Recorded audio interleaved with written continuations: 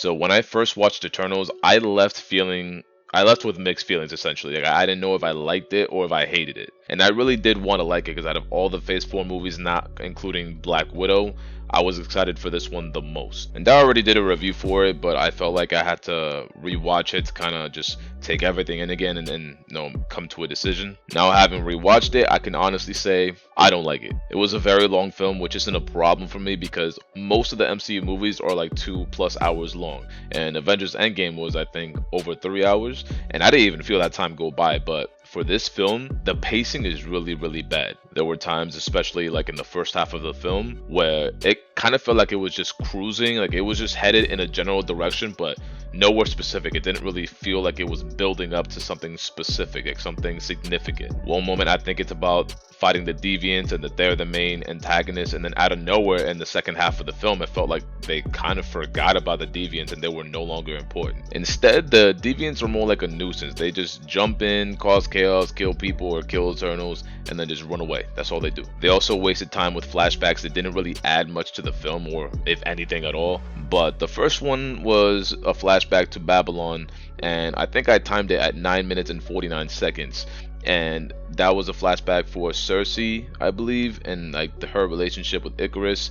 And that entire time, that entire flashback, I wasn't really feeling the connection between them, and the entire movie I did not care for their relationship, or I guess lack thereof, like their former relationship, their romance, their love for each other. I cared far more about her relationship and her romance with Dane, and I don't even like Dane because he wasn't even a significant character. The romance between Icarus and Cersei is kind of just placed in there, but it doesn't really add to the story at all. And then not even that, but the sprite like being in love with Icarus, that was never hinted at a single time, a single moment of the film, and they just put that in there for no reason. Aside from the romance, the film didn't really make me care for all the Eternals. The only ones I really cared for were Icarus, Athena, and Phastos. I didn't really care about Cersei that much because she doesn't really do anything. Her acting was pretty bad. Icarus was kind of cringy. I guess I could understand the way he is, like why he is the way he is, because he's an Eternal.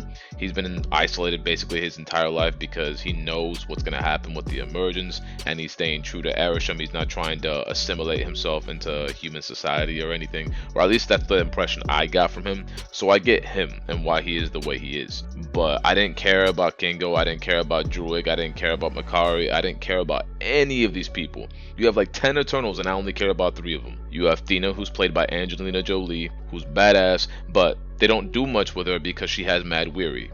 And I don't really necessarily think she needed to have Mad Weary, or at least they could have given it to somebody else. It didn't have to be her because she could have done so much more in this entire film, and she didn't. Like, she was very underused, and I don't know, I would have loved to see more of her. Phastos is probably my favorite because, I mean, he doesn't have like some insane power. He just kind of like an engineer. He can create weapons like with his cosmic energy given to him.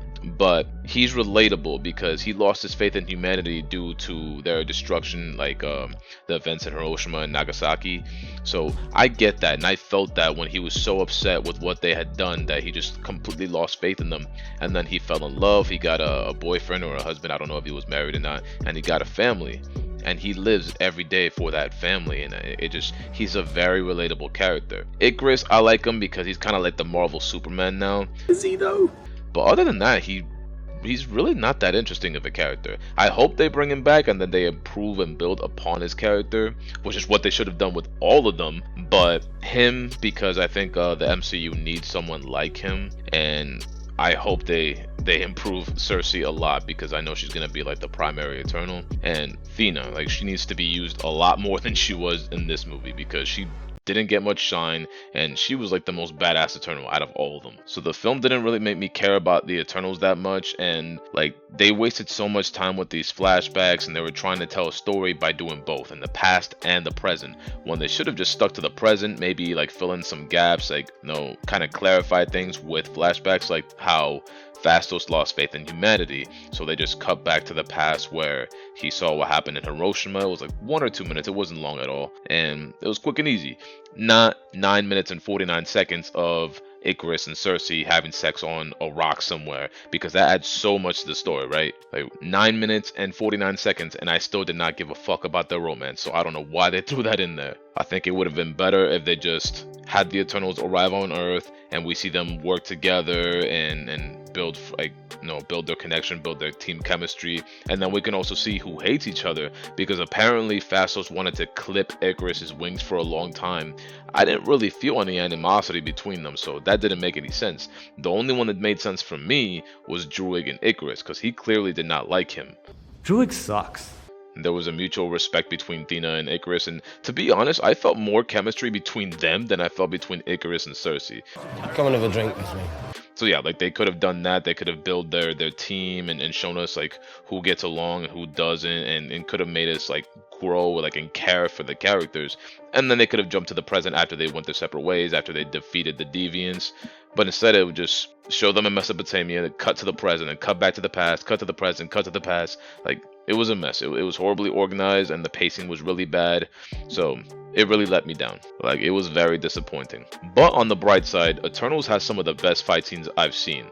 I mean, I know a lot of it was CGI, but the fight scenes were great. Especially like the fight scene between Makari and Icarus, because usually when there's like a speedster fight scene, they have to do something. They have to slow the speedster down and move in slow motion, but they didn't do that. So I think they did that very, very well. But yeah, all the fight scenes were done beautifully. So the movie looked fantastic visually, but overall it was a pretty bad movie. I'd say Black Widow so far is my favorite of Phase 4, then Eternals, then Shang-Chi, and then Spider-Man. And yes, I do feel that Spider-Man is the worst one, and if you want to hear my thoughts on Spider-Man No Way Home, go check out that video. But yeah, that is my thoughts on Eternals, a film with a lot of potential, but overall it was very disappointing. Go ahead and let me know how you feel about Eternals in the comment section, if you agree with me or if you have a different opinion.